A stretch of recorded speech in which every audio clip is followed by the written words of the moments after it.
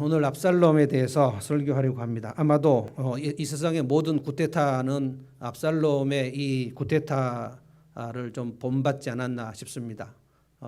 대한민국에 있는 쿠데타도 아마 압살롬에게서 여러 차례 배운 것 같은 생각이 들 정도로 압살롬은 대단히 성공적으로 쿠데타를 했는데 하나님께서 그 쿠데타를 무력화시켜 버렸습니다. 압살롬 오늘 이 말씀을 준비하는데 여러분들이 좀 오해가 없기를 바랍니다. 우리 모두에게 압살롬의 그런 성정이 있습니다. 우리는 모두 본성이 하나님 앞에 죄인이어서 우리가 성경에 어떤 악인들의 인물을 보면 이 악인들과 나는 전혀 다를 것이다 라고 생각을 할 수 있는데 그렇지가 않습니다. 우리 모두에게는 압살롬 같은 그런 기질과 성향이 있습니다. 압살롬은 대단히 유능한 사람이었고요. 다윗의 그 아들들 중에서 가장 탁월했습니다. 외모도 가장 출중해서 이스라엘 여인들에게 인기도 엄청 많았고 일도 잘했고 능력이 탁월했고 외모도 뛰어났기 때문에 요즘으로 말하면 그 핵인싸에 해당될 정도의 그런 멋진 인물이었습니다. 아주 자랑스러웠던 것은 그가 머리털이 너무나 풍성해가지고 마치 양털 깎듯이 매년 머리털을 자르는 행사를 했고 그것을 모든 사람들이 지켜보고 구경할 정도로 압살롬은 대단히 유능했습니다. 근데 우리가 성경을 좀 잘 면밀하게 보면 하나님께서 사람을 평가하실 때 그 사람의 유능함에 대해서 그다지 높은 점수를 주고 계시지 않아요. 우리는 유능함과 탁월함, 그래서 뭐 세계 정상을 정복하거나 또는 올림픽 금메달을 따거나 이런 이거를 영어로 마스터피스라고 하죠. 마스터피스라는 것은 그가 어떤 사람도 이루지 못했던 걸작을 모두가 다 우러러보고 박수를 치려고 갈채를 할 만큼 어떤 성과를 이룰 때 그것을 걸작이다 또는 마스터피스다 이렇게 얘기해서 야 정말 뛰어나다 어떻게 저기까지 갈 수 있을까? 뭐 유명한 김연아 선수라든지 조수미라든지 이런 분들이 이제 우리나라에서도 세계 월드 클래스에 해당될 정도의 탁월함을 보이는 사람들이 점점점 나오고 있습니다. 음악이나 예술이나 이런 분야에서 나오고 있고 아직은 노벨상을 받은 사람이 한 명도 없지만 아마도 이제는 국력이 신장돼서 나올 것이라고 봅니다. 그러나 성경이 한 사람 인물을 평가할 때 그의 유능함에 대해서 우리가 생각하듯이 굉장히 높은 점수를 주느냐? 거의 그렇지 않습니다. 압살롬은 성경에서 하나님의 평가에 실격이 처리가 됐습니다. 압살롬은 전형적인 악인의 모습이에요. 악인의 모습. 신약 성경으로 말하면 고린도전서에 사도 바울이 고린도 교회 성도들을 향하여 말하기를 너희는 어떻게 그렇게 육에 속한 사람 같냐 이 표현이 나오거든요. 너희들은 신자라고 하지만 어떻게 신자다운 모습이 거의 보이지 않는다. 그렇게 육에 속했다는 것을 영어 성경에는 worldly, 세상적인. 그러니까 예수님을 믿는다고 말하는데 너무나 세상적이어서 그가 믿음으로 사는 흔적이 조금도 없는데 믿는다고 말만 하는 사람들. 그래서 육에 속한 사람이다. 이렇게 얘기했거든요. 전형적으로 압살롬은 그런 육에 속한 사람에 해당이 됩니다.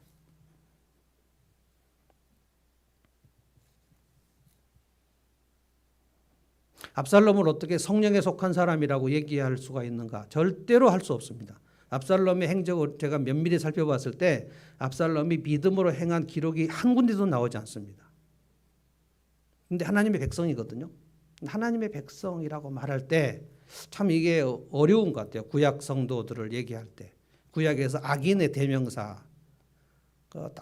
압살롬이 다윗의 아들인데 다윗의 아버지 다윗을 보고 따랐던 것이 다윗의 믿음이나 또 다윗의 영성, 다윗의 찬양 이것을 조금도 배우지 않아요. 대신에 압살롬은 사울을 배웁니다. 압살롬은 아주 사울과 닮았어요. 사울의 길을 따라가요. 인생은 각자가 자기가 선택하는 겁니다. 이스라엘과 유다 왕들을 보면 그 북이스라엘 왕 중에 가장 악한 왕이 아합이거든요. 그런데 나중에 유다 왕들 북이스라엘과 남유다가 나누어졌을 때 북이스라엘 왕들은 말할 것도 없지만 유다 왕들, 다윗의 자손들도 아합의 길을 따르려고 애를 쓴 사람들이 굉장히 많습니다. 이걸 성경은 정욕이라고 그러는데 정욕이라고 얘기할 때 여러분이 이것이 성적인 그 욕망을 말하는구나라고 생각하면 틀립니다.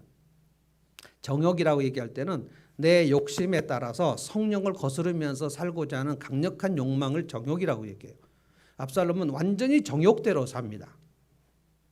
그 목표가 뭐냐면 아버지의 왕권을 내가 빼앗아서 차지할 것이다 이거예요.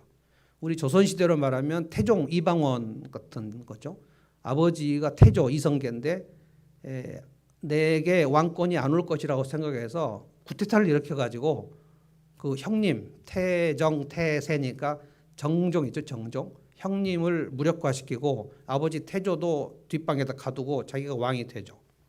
이 쿠데타를 일으켰는데 성공했습니다. 나중에 또 세조도 수양대군이 또 쿠데타를 일으켜 성공했습니다. 우리나라 현 근대사도 쿠데타를 일으켜서 그러니까 내 자리가 아닌데 내가 저 권력을 빼앗아야 되겠다 하고 생각할 때 저는 그래서 모든 쿠데타는 압살롬의 이 교본을 따르지 않을까라고 생각이 됩니다. 그런데 하나님께서 무력화시켰거든요.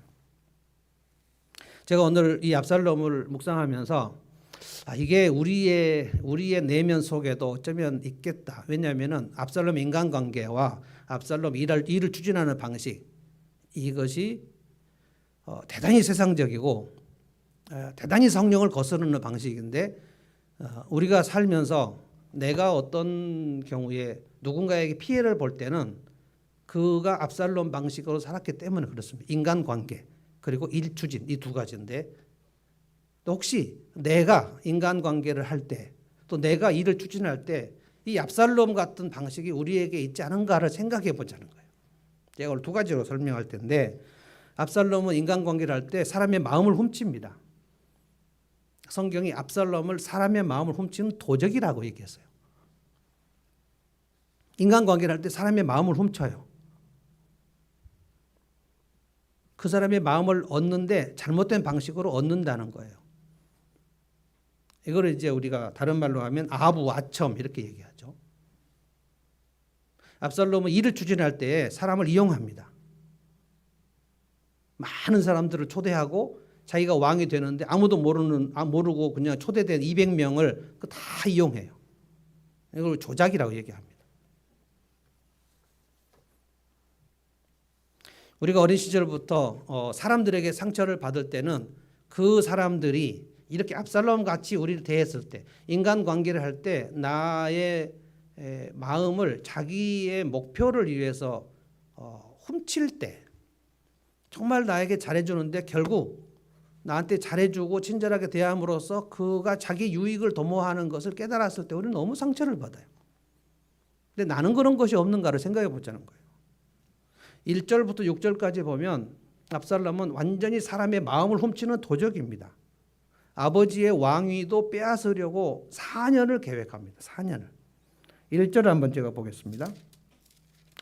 얼마나 철저하게 준비하는지 그의 인간관계를 잘 보십시오. 1절에 그 뒤에 압살롬은 자기가 탈 수레와 말 여러匹를 마련하고 소위 사병을 만드는 겁니다. 다윗 왕의 군대가 있는데 자기를 위한 사병을 만들어요. 왜 그래요? 이제 곧 아버지의 그 권력을 무력화시키고 자기가 왕이 되는 준비를 적어도 4년 동안 합니다.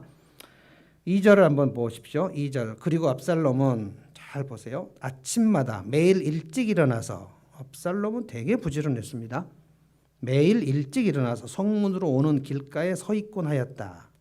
그러다가 소송할 일이 있어서 판결을 받으려고 왕을 찾아오는 사람이 있으면 압살롬은 그를 불러서 어느 성읍에서 오셨냐고 묻곤 하였다. 그 사람이 자기의 소속 지파를 밝히면 압살롬은 그에게 듣고 보니 다 옳고 정당한 말이지만 그 사정을 대신 말해줄 사람이 왕에게는 없소라고 말하였다. 압살롬은 늘 이런 식으로 말하곤 하였다. 이게 4년 동안 이렇게 했는데 여러분 구약 이스라엘의 역사에서 성문에서 하는 행위는 뭐냐면 거기가 법원입니다. 성문에 왕이 앉으셨다라고 할 때는 재판을 하도록 앉는 것이고 사람들이 그 성문 앞으로 소송을 하러 옵니다. 민사소송 같은 것은 왕 앞으로 2명이 이제 오죠. 그런데 이 압살롬이 왕에게 가려고 하는 이스라엘 백성들의 소송을 매일 성문 앞에 앉아서 자기가 그냥 대신 하는 거예요. 3절에 보니까 네 사정이 참 딱한데 왕에게 그 얘기를 해줄 사람이 없다. 그 말은 다윗 왕이 너의 소송에 대해서 관심이 없다라고 얘기하는 거예요. 우리 아버지 다윗 왕이 백성들의 소송에 대해서 억울한 일에 대해서 관심이 없는 왕이다. 굉장히 치밀하게 사람의 마음을 훔칩니다. 이간질이죠, 이간질. 왕과 백성들을 이간질시켜요.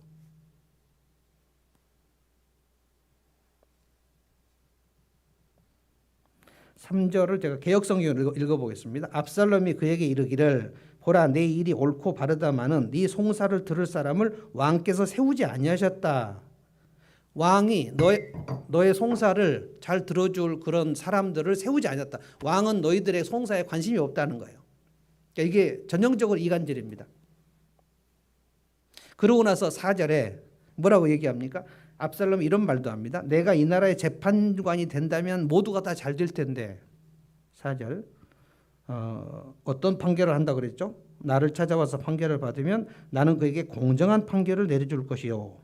내가 만약에 왕이 되면 너희들을 진짜 공정하게, 그의 정치 철학의 공정과 상식이에요.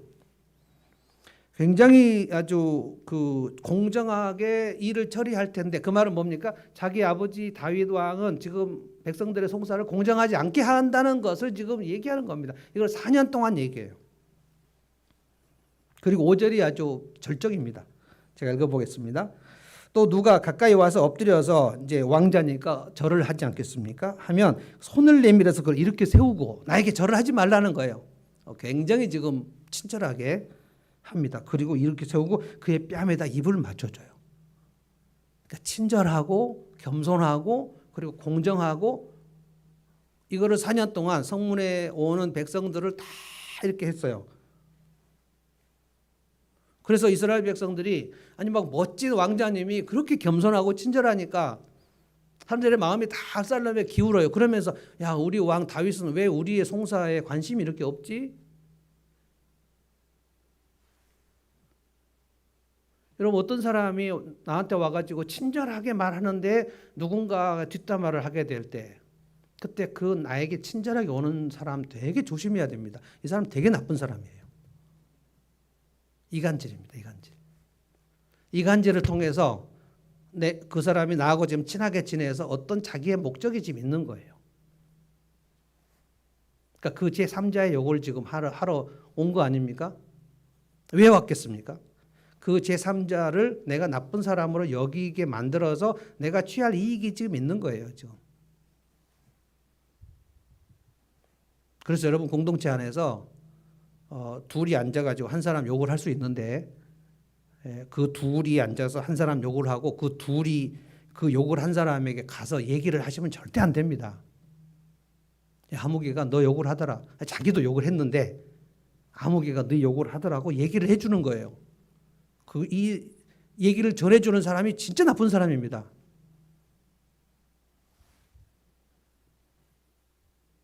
우리가 부지중에 이런 일들을 하지 않았는가 생각해 봐야 돼요. 이게 사람의 마음을 훔치는 일입니다. 백성들이 얼마나 압살롬을 막 따르는지 정신을 차릴 수 없어요. 이걸 소위 이제 이미지 정치다 이렇게 얘기를 하죠. 그런데 6절입니다. 6절은 하나님의 평가입니다. 다 같이 한번 읽어보겠습니다. 6절 읽어봅시다. 6절 시작. 압살롬은 왕에게 판결을 받으려고 오는 모든 이스라엘 사람들에게 이런 식으로 하였다. 압살롬은 이렇게 하여 이스라엘 사람들의 마음을 사로잡았다. 조금 순하게 표현했는데 사로잡았다 하고 기억 나와 있고 각주를 보십시오. 뭐라고 되어 있죠? 도적하였다라고 되어 있습니다. 그러니까 옛날 개역 성경은 그는 도적이었다라고 되어 있어요. 영어 성경도 stole, 훔쳤다라고 되어 있고요. 그러니까 그의 친절과 그의 성실과 그의 겸손은 이것이 그의 인격이 아니었다는 거예요. 얼마든지 인격이 아닌데 친절하게 할 수 있습니다. 내 인격이 아닌데 얼마든지 성실하게 할 수 있습니다. 매일 아침 일찍 일어나서 4년간을 성문 앞에서 백성들이 오면 그냥 왕자님이라고 절하며 이렇게 세우고 가서 입을 맞추고 친절하게, 내가 왕이 되면, 내가 재판관이면 너희를 진짜 공정하게 봐줄 텐데 우리 아버지는 너한테 관심이 없다 라고 얘기하는 거예요. 하나님께서 그 사람의 압살롬의 내면을 보실 때 저놈은 도적놈이구나. 너무 위선적인 거야. 너무. 제가 어떤 분하고 얘기를 하는 가운데, 우리 교회는 아닙니다. 오해하지 마십시오. 어떤 분이 그렇게 얘기했어요. 우리 아내는 너무 바리새인 같다는 거예요. 제가 들으면서 참 안타까웠습니다. 그가 생각할 때 자기 아내가 너무 위선적이라는 거예요. 여러분, 제가 여러 번 질문했으니까 대답해 보십시오. 위선적인 사람이 있고 위선적이지 않은 사람이 있다. 맞습니까? 자기 위선을 깨달은 사람이 있고 자기 위선을 못 깨달은 사람이 있다. 맞습니까? 그게 맞습니다. 우리 모두는 다 위선적입니다. 바리새인이 위선적인 이유는 자기의 위선을 몰랐기 때문입니다.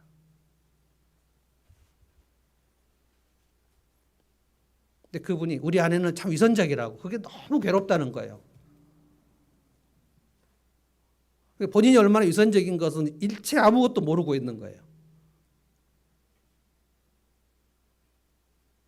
저 사람은 되게 악하고 나는 되게 선하다 이렇게 생각을 하면 하나님은 나는 되게 선하다고 생각하는 그 사람을 굉장히 악하게 보십니다. 우리 모두는 위선적이라는 것을 인정하는 것이 그게 해결책이에요. 하나씩 해결책이에요. 내가 하나님 앞에 죄인이구나. 내가 죄인인데 누군가에게 나쁜 짓을 하지 않았을 거다. 가능합니까? 내가 지금 철저하게 죄인인데, 내 죄 때문에 예수님이 돌아가실 만큼 죄인인데, 내가 죄인 맞지만 나는 누구에게 피해를 끼치지 않았을 거다. 그리고 나는 진짜 피해를 많이 받았다. 이게 가능하냐고요. 이 말도 안 되는 생각들을 우리는 하고 산단 말이에요. 그리고 그 얘기를 누구한테 또 한단 말이에요. 이 압살롬의 모든 인간관계는 완전히 사람의 마음을 훔치는 일에 세팅이 되어 있어요. 제가 지금 오늘 이렇게 얘기하는 것은 우리 중에 압살롬 같은 마음이 있고 압살롬 같은 마음이 아닌 사람이 있다 이렇게 얘기하는 게 아닙니다. 우리 모두는 이 생각을 다 가지고 살아요. 프로테이지입니다. 근데 압살롬은 100% 프로테이지가 사람의 마음을 훔치는데 완전히 세팅이 돼서 성령의 역사할 여지가 조금도 없었다는 거예요. 성경은 이스라엘 백성들을 하나님의 백성이라고 얘기했습니다. 하나님의 백성인 중에서 사울이나 압살롬 같은 사람의 특징은 성경에 악인이라고 얘기했거든요. 성령께서 그 사람의 심령 속에 들어갈 여지가 조금도 없이 딱딱해진 사람, 이 사람이 압살롬이에요. 우리도 본래부터 딱딱해서 우리가 하나님의 말씀을 들어도 조금도 반응하고 싶지 않은 그 상태에서부터 출발합니다. 내가 정말 성령님을 많이 거스른 사람이었구나 라고 깨닫는 순간이 그때부터가 치유예요.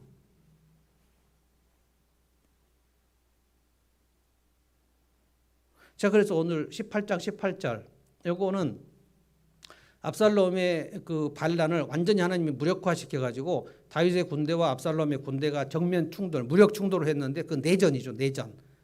아버지 다윗이 요압 장군을 보내면서 뭐라고 얘기했냐면 압살롬의 군대하고 싸우긴 싸우되 내 아들 젊은 압살롬을 너그럽게 대해줘라. 절대로 죽이지 말아라. 그러니까 압살롬의 군대를 싸울 때 아주 세게 싸우지 말라고 명령을 했어요. 굉장히 어정쩡한 얘기를 한 겁니다. 싸우려는 거예요? 말라는 거예요. 압살롬의 군대는 목숨 걸고 나와서 덤빌 것인데 다윗이 요압 장군에게 뭐라 그러냐? 압살롬의 군대하고 싸울 때 대강하라는 거예요. 다윗은 밧세바를 범한 이후에 제가 성경을 이번에도 면밀히 봤는데요. 밧세바를 범하고 그리고 우리아를 죽인 그 이후에 총기가 굉장히 떨어집니다. 균형 감각도 떨어지고요. 그래서 요압 장군한테 엄청 책망을 듣습니다. 그런데 압살롬의 군대하고 요압의 군대, 이제 다윗은 안 가고 요압만 보냈는데 두 군대가 싸울 때 하나님께서 압살롬의 군대를 수풀에서 그냥 걸려 넘어지게 해가지고 수풀이 압살롬의 군대를 공격하게 해가지고 압살롬의 군대를 힘없이 만들어요. 그래서 압살롬이 노새를 타고 도망갑니다. 도망을 가는데 다윗의 군대가 쫓아가고 압살롬이 도망을 가다가 그 더부룩한 머리털에 가다가 생수리 나무까지 머리털이 걸려버려요. 그런데 노새는 이제 가니까 노새는 가고 압살롬은 나무까지 대령대로 매달려요. 그걸 요압 군사가 봤는데 다윗 왕의 그 엄한 명령이 생각나가지고 이 압살롬을 창으로 찌르질 못해요. 그러니까 요압이 가서 야 창으로 찔러라. 그러니까 아무도 찌르지 못해요. 내 아들 압살롬을 너그럽게 대하라는 다윗의 명령이 있었어요. 그건 따로 제가 좀 설명할 기회가 있을 것 같습니다. 그래서 우리가 치명적인 범죄를 저지르고 난 다음에 회개를 하고 하나님 용서를 받아도 그의 영적인 그 묵상 그리고 사고의 깊이가 아주 둔해지는 것을 깨달아요. 압살롬이 대롱대롱 매달렸는데 할 수 없이 요압 장군이 가서 창으로 찔러서 죽여버립니다. 그리고 압살롬의 부대가 막 산산이 흩어지고 다시 다윗이 다윗성으로 돌아오는 일을 하는데 18장 18절에 압살롬이 죽은 이후에 성경에 뭘 기록하냐면 압살롬이 살아 생전에 했던 일, 제가 다시 한번 읽겠습니다. 18장 18절. 평소에 압살롬은 자기 이름을 후대에 남길 아들이 없다고 생각하여 살아있을 때 이미 자기 비석을 준비해 세웠는데 그것이 지금 왕의 골짜기에 있다. 압살롬이 그 돌기둥을 자기 이름을 따서 불렀기 때문에 사람들은 그것을 오늘날까지도 압살롬의 비석이라고 한다. 여러분 누가 생각납니까? 생각이 나야 되는데 사울입니다. 사울이 사무엘 선지자가 그렇게 회개하라 그랬을 때 절대로 회개하지 않고 하나님의 버리심을 받기 직전에 사울이 한 일이 뭐냐면 자기를 위한 기념비를 세워요. 어떻게 이렇게 압살롬이 자기 아버지 다윗의 길을 따르지 않고 어떻게 사울의 길을 따라가려고 애를 쓰는지 정말 신기할 정도입니다.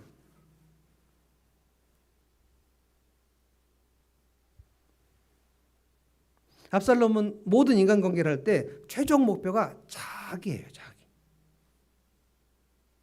제가 사울을 할 때도 나르시시스트에 대해서 설명했는데 나르시시스트라는 것은 자기애성 성격 장애. 그러니까 모든 인간관계가 결국은 나의 유익을 위해서 다 블랙홀처럼 이 사람에게 친절을 베풀 때도 이 사람에게 겸손하게 할 때도 결국 내가 그렇게 하면 어떻게 유익이 되지라는 생각밖에 없는 사람. 정신과 의사들이 100명 중에 3명이 나르시시스트다라고 얘기합니다. 그러니까 우리 주변에 많이 만날 수밖에 없는, 직장에서 정말 많이 만날 수밖에 없는 거고 교회 공동체 안에도 이런 분들이 있어요. 그래서 우리가 그런 사람들과 같이 관계를 하면 너무 시달려요. 혹시 내 안에 그런 게 없는가 생각해 보자는 거예요. 압살롬이 4년간 그렇게 성문에서 친절을 베풀었는데 사람들의 마음이 다 압살롬에 기울었다고 그랬습니다. 그래서 압살롬이 왕을 선포식을 했을 때에 그때 이스라엘 전체의 마음이 다 다윗에게서 떠나서 압살롬에게 갔다. 4년간 사람들의 마음을 훔쳤다는 거예요.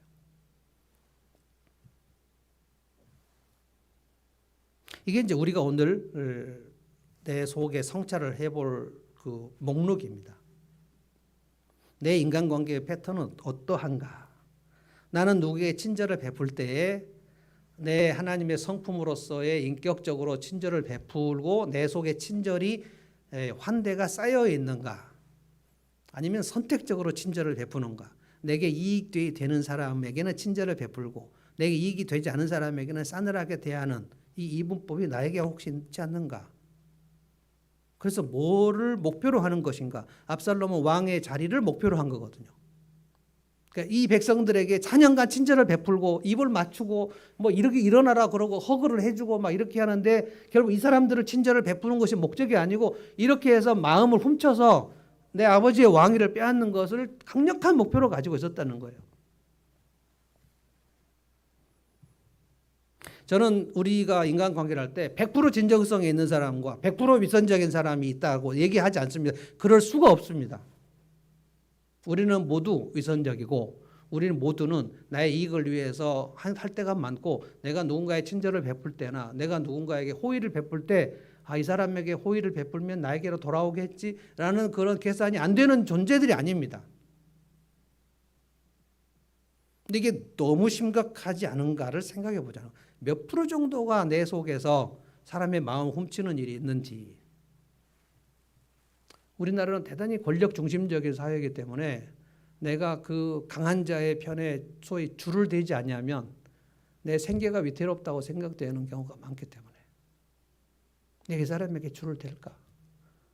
내가 줄을 대면 어떻게 좋은 점이 뭐가 있을까? 내가 이 사람하고 계속 가까이 하는데 내게 떨어지는 게 뭐가 있을까? 우리는 이게 자동적으로 생각이 나죠. 그래서 사업하다가 잘 안 돼서 빈털터리가 되면 갑자기 모든 사람이 내 주변을 떠납니다. 연락이 오질 않아요.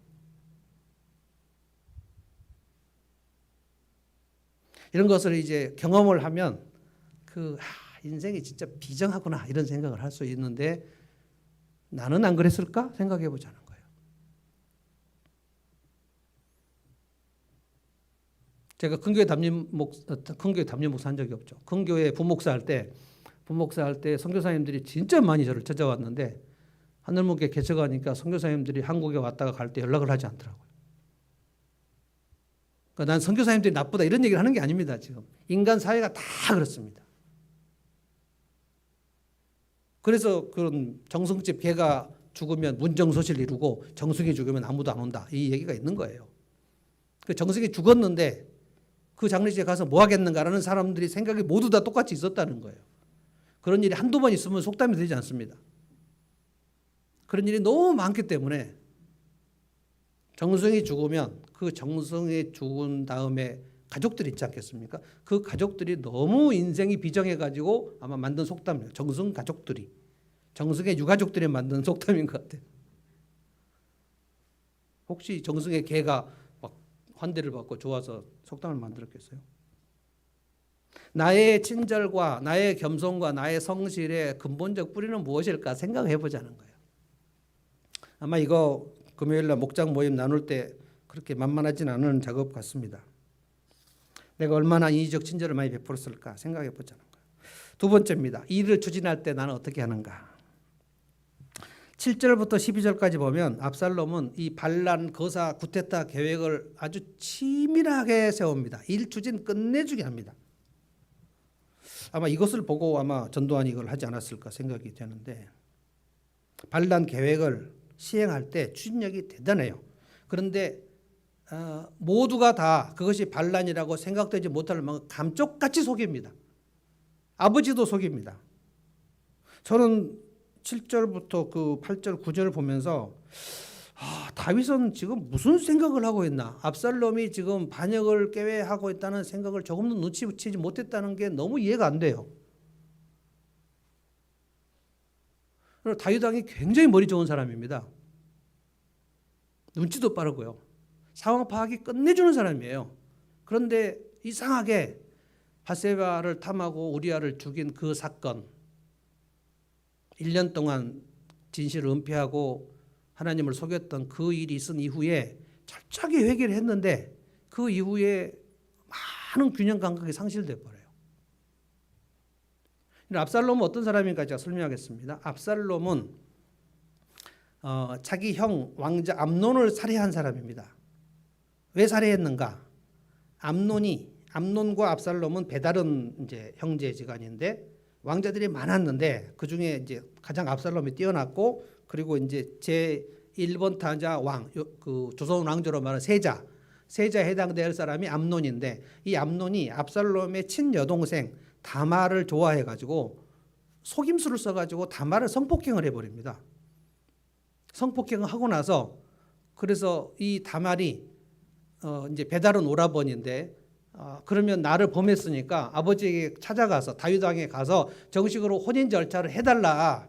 그러면 내가 이걸 받아들이겠다. 그랬는데 암논이 다말을 굉장히 증오하면서 이 계집년 내쫓으라 그래요. 쫓아버립니다. 암논이 아주 나쁜 놈이죠.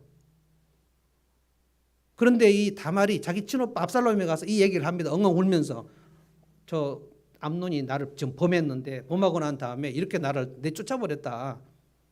압살롬이 다말아 내가 알았다. 그리고 2년간 암논을 살해할 계획을 세웁니다. 그리고 아버지에게 또 찾아가 가지고 아버지시여 제가 양털 깎는 행사가 있는데 이스라엘의 양털 깎는 행사는 굉장히 큰 행사입니다.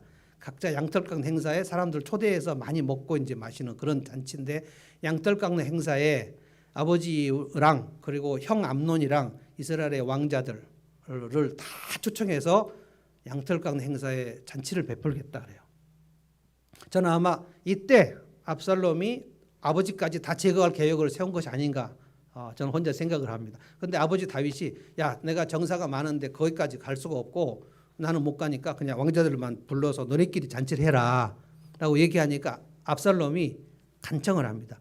그러면 아버지 반드시 내 형 암논은 꼭 초대할 수 있도록 허가장을 내주십시오. 왜 암논이 꼭 가야 되냐? 아니 제 형 암논을 꼭 초대해서 제가 대접하고 싶다는 거예요. 다윗이 이때 판단을 못해요.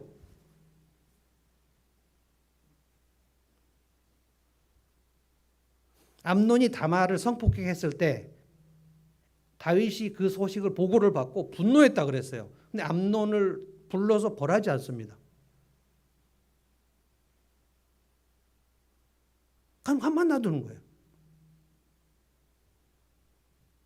경기장에서 규칙이 있고 반칙을 했으면 심판이 휘슬을 불어야 되는데 심판이 분명히 반칙인데 휘슬을 불지 않잖아요. 그러면 양쪽 선수들이 거칠게 격렬하게 싸움을 합니다. 다윗이 가만히 있어버리는 거예요. 자기 밧세바 사건이 뒤가 구려서. 2년간 압살롬이 암논을 살해할 계획을 세우고 왕자들을 초청을 해가지고 그때도 암논이 술에 거하게 취했을 때 잡아 죽여라. 내가 다 책임질 테니까 다 죽여라. 그래가지고 암논을 죽이고 다윗 왕은 그때 보고를 들을 때 압살롬이 아들들 왕자들을 다 죽였다는 보고를 듣고 막 옷을 찢고 눕고 난리예요. 근데 암논을 죽인 거예요. 그리고 압살롬이 멀리 시리아로 도망을 가버립니다. 아버지한테 혼날까 봐.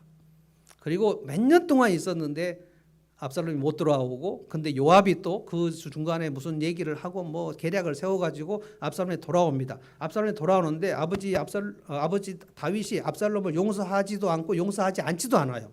그냥 왔는데 왕의 얼굴을 보지 못하고 그냥 집으로 돌려보냅니다. 그러니까 압살롬은 아버지가 나를 용서한 것인지 암논을 죽인 것을 몇 년 만에 돌아왔는데 용서를 한 것인지 용서하지 않은 것인지 알 수가 없어요. 언젠가 아버지가 나를 죽이시거나 무서운 벌을 내리실 거다. 그러려면 내가 아버지의 왕권을 찬탈하는 것이 차라리 낫겠다. 이렇게 생각을 하는 거예요. 이 모든 시간에 다윗이 이 압살롬이 범죄를 모의할 것이라는 생각을 눈치를 채야 되는데 전혀 눈치를 채지 못해요. 판단력이 떨어진단 말입니다. 우리가 큰 불순종을 하고 나면 영적으로 다시 회복되는데 많이 어렵습니다.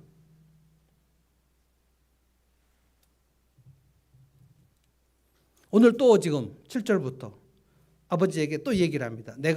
아버지 내가 옛날에 그 도망갔을 때 저 헤브론에서 하나님 앞에 서원한 것이 있는데 그 서원 감사 예배를 드리려고 하는데 갔다 오게 해주십시오.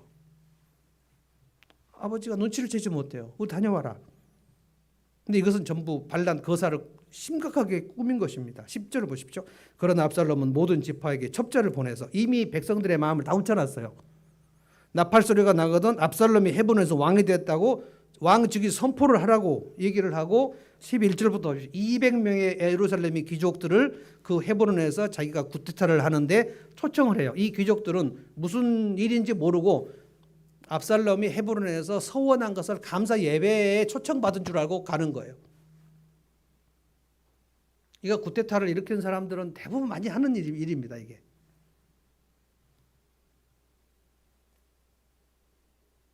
그 200명의 귀족들이 초청장을 받을 때는 그 초청장에 압살롬, 헤브론, 서원, 감사 예배라고 초청장이 박혀 있을 거예요. 그 대단히 좋은 일인 줄 알고 다 축하하러 갔는데 오늘 무슨 일이 일어나는지를 몰라요. 완전히 쿠데타입니다. 여러분, 압살롬이 왜 이렇게 세상적인 사람이었는지를 이제 명확해지시죠. 압살롬은 자기가 아버지의 왕권을 찬탈해야 된다는 그 뚜렷한 목표를 가지고 사람들을 다 이용합니다. 아버지도 이용하고 200명의 귀족들도 이용하고. 이 귀빈들은 자기 쿠데타의 둘러리로 지금 세우려고 하는 거예요. 자기 명분을 세우려고 하는 겁니다. 자, 이제 제가 질문을 하겠습니다. 여러분 한번 생각해 보십시오. 압살롬은 지금 자기가 추진하고 있는 일이 매우 거짓이라는 것, 이것이 하나님이 기뻐하시지 않는 일이라는 것을 한 번이라도 생각을 했을까? 하나님이 이 일을 기뻐하시지 않는다는 생각, 자기 성찰을 한 번이라도 했다, 못했다? 했을까요? 못했을까요? 이 일은 하나님이 기뻐하시지 않는다. 이거는 내가 영적으로 찜찜한 일이야. 아버지의 왕권을 찬탈하는 것은 하나님께서 아버지 다윗에게 기름 부으셨다고 얘기했는데 이것을 이렇게 하면 내가 하나님께 혼나지 않을까라는 자기 성찰이 있었다? 없었다? 없었어요. 없었습니다. 목표가 정확합니다. 내가 권력을 찬탈해야 되겠다. 그런데 이것이 잘못되었다라는 생각을 조금도 할 수 없어요. 왜 그런가? 압살롬은 오랫동안 자기 성찰을 하지 않았습니다. 오랫동안 자기 성찰을 하는 일을 완전히 게을리했어요. 그러니까 그 마음밭이 아주 황폐한 상태에 있습니다.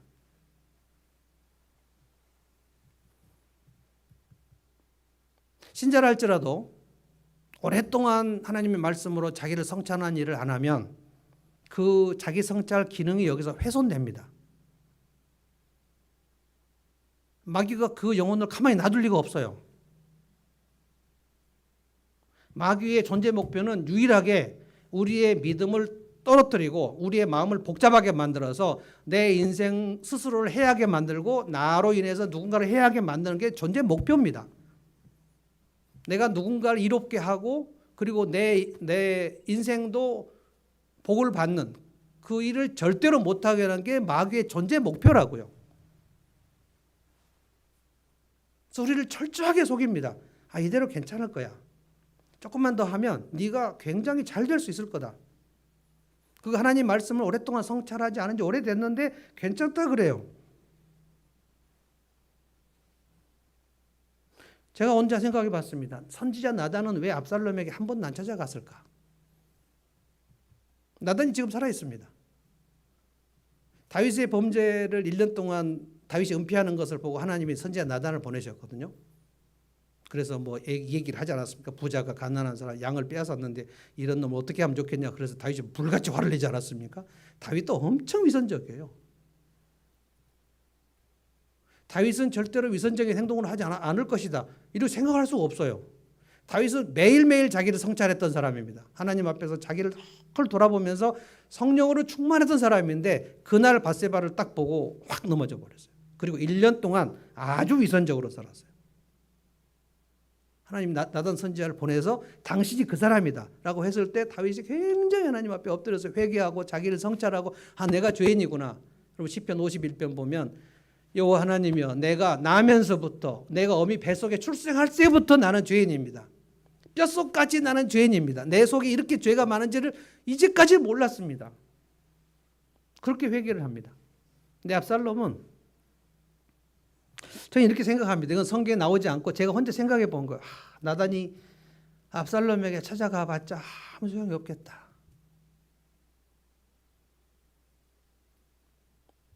스코트 팩이 거짓의 사람들에서 뭐라 그러냐면 악의 사람들은 두 종류의 사람입니다. 악의 사람은 거짓의 사람들을 말합니다. 두 종류. 악에 미끄러져 가는 사람이 있고 악에 완전히 잡혀 먹힌 사람이 있다. 둘 종류. 악에 미끄러져 가는 사람은 말씀이나 상담이나 누군가의 도움을 통해서 그 미끄러져 가는 사람을 잡아 올릴 가능성이 있지만 악에 잡아 먹혀버린 사람은 그 악이 그의 인격이 되어버려요. 거짓이 인격이 되어버린다고요. 그래서 누가 봐도 거짓인데 본인 스스로가 생각할 때 나는 정말 진실한 사람이다라는 생각을 확실하게 한단 말이에요. 그 리플리 증후군도 있고 인지 부조화 이론도 있고 심리학에서 다 그런 사람들을 여러 차례 다 다루어 놨습니다. 그러니까 엄청 거짓말을 많이 하는 사람은 자기가 이것을 거짓이라는 인식을 조금도 하지 못합니다. 내가 이렇게 하다가 큰일이 날 것 같은 생각을 하지 못합니다. 누가 이것 찾아와서 당신 이것은 되게 악한 짓이다 라고 얘기해줘도 아무 소용이 없습니다.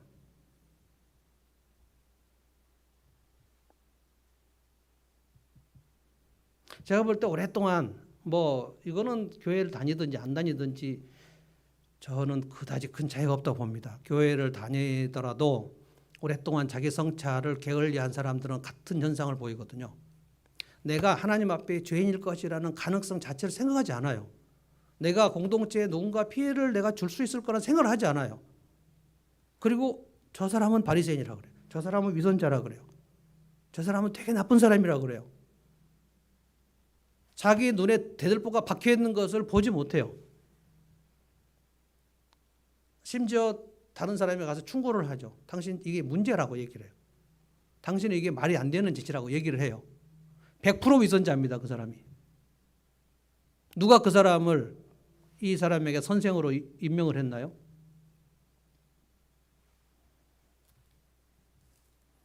그래서 대부분 그 우리나라의 유명한 사람들이 조선일보 신문 사회면에 크게 대문짝하게 쇠고랑 찬 일이 딱 신문에 박히기 전까지는 그 사람은 자기 인생이 되게 잘 나갈 줄 알아요. 왜냐하면 권력과 많이 유착을 했거든요. 이렇게 다 해서 매기고 또 매기고 어떤 사람들은 자기가 뇌물 줄 때 수첩에 다 뇌물 준 걸 다 기록하지 않습니까? 또 맨날 며칠 언제 주차장에서 500만 원, 5만 원짜리로 돈다발 어떻게 하고 다 그것도 또 가지고 있고. 근데 대한민국에는 그렇게 사는 사람이 되게 많습니다. 그래서 예수님 잘 믿기가 정말 어려워요. 오늘 압살롬이 자기 주변의 모두를 다 속입니다. 완벽하게 속이고 거사를 수행하고 이스라엘 마음을 다 훔쳤어요. 그래서 압살롬의 군대가 다윗성으로 쫓아올 때 다윗이 뭐라고 얘기했냐면 빨리 도망가자. 저는 이것도 되게 마음에 안 듭니다.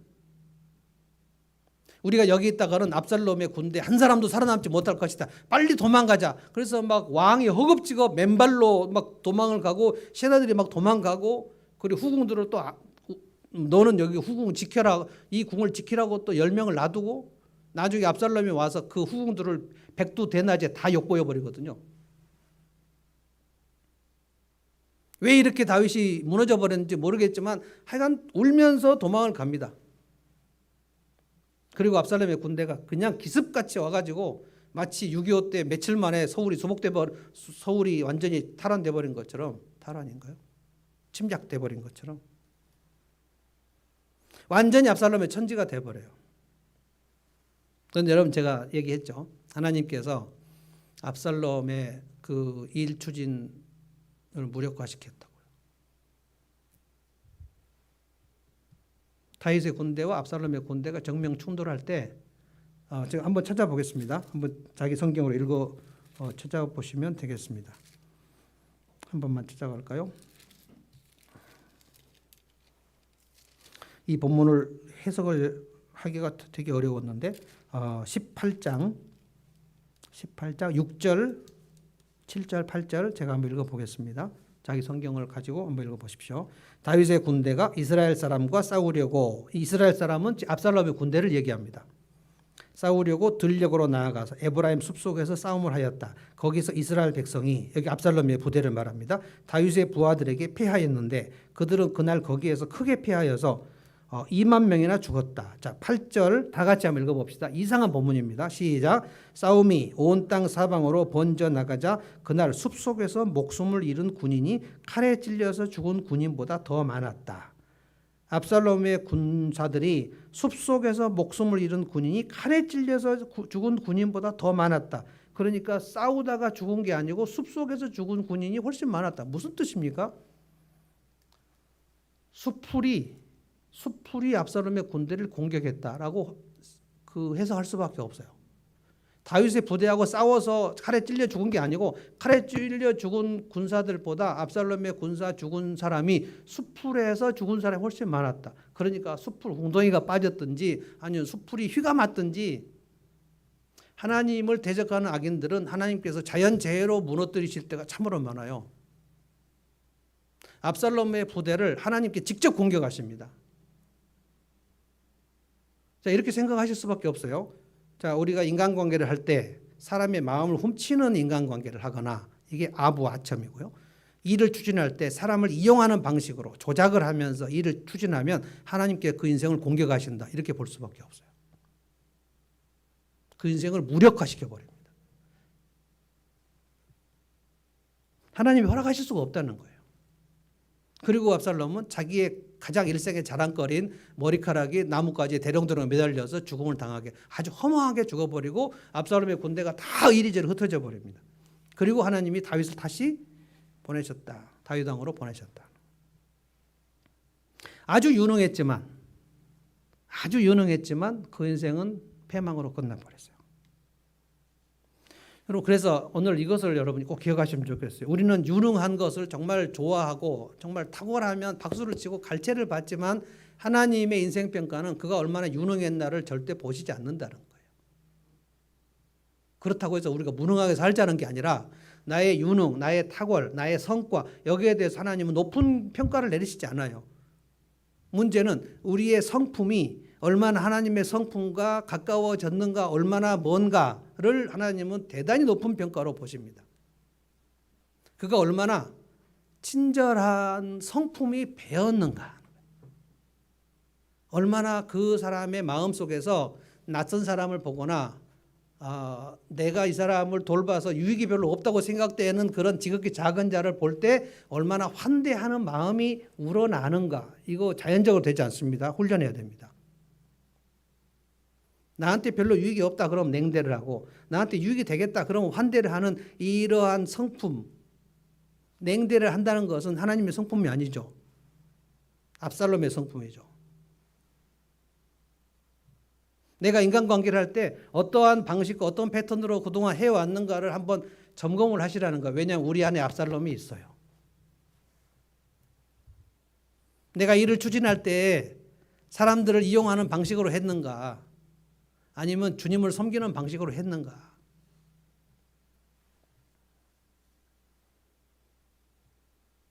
자기 성찰을 매일 해야 된단 말입니다.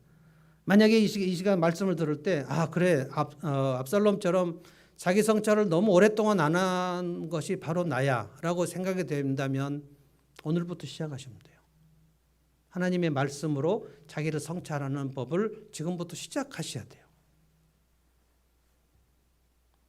제가 요즘에 아내가 추천을 해가지고 아내가 그 도수치료를 받은 그 정형외과 도수치료사에게 도수치료를 받고 있습니다.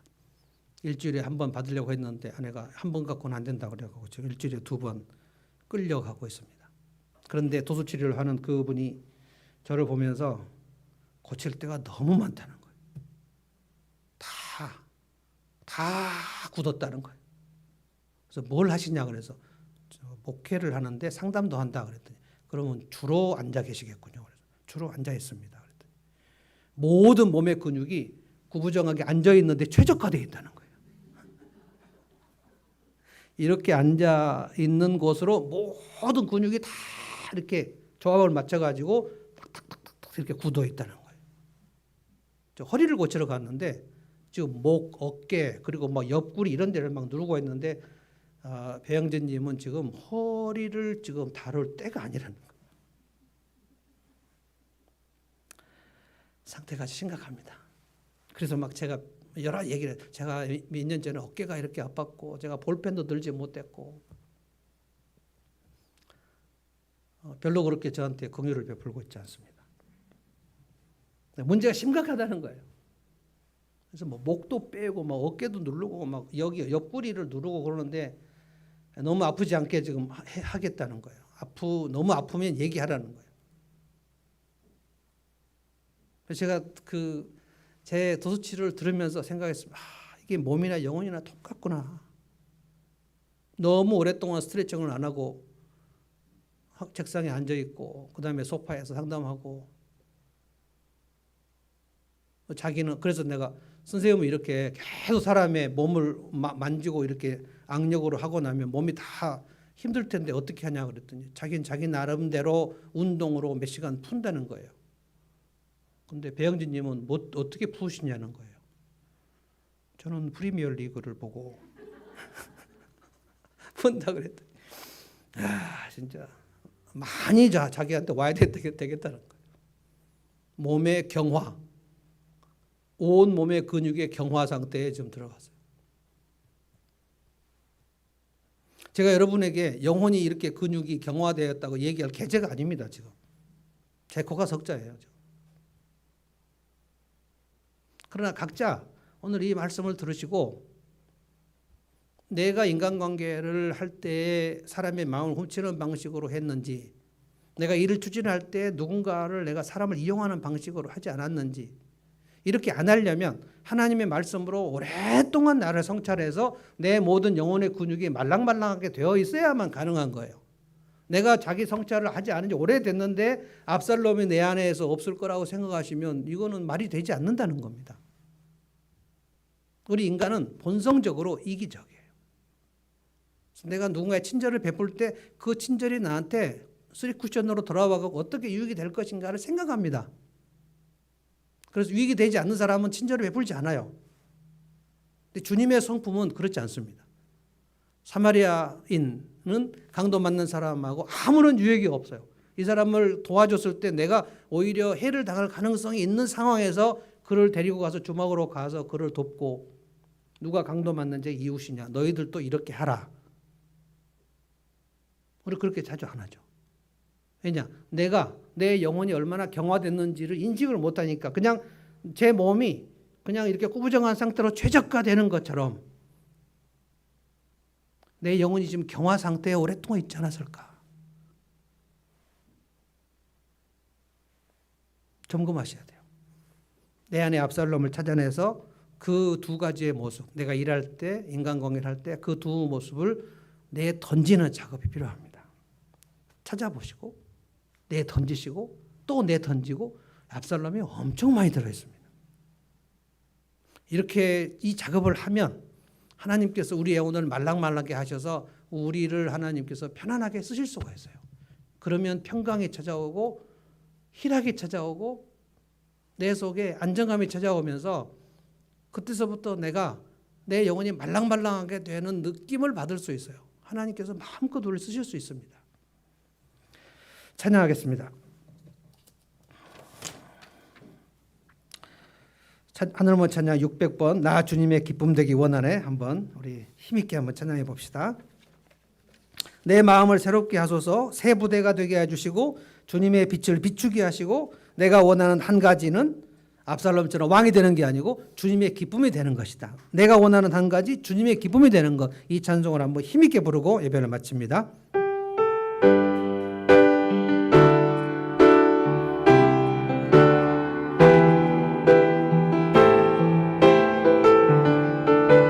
가사를 아시는 분은 눈을 감고 하시면 더 좋을 것 같습니다. 나 주님의 기쁨 되기 원하네. 내 마음을 새롭게 하소서. 새 군대가 되게 하여 주사.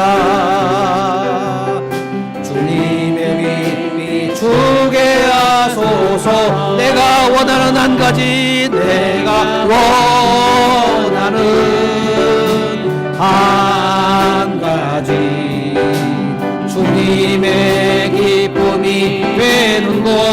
내가 원하는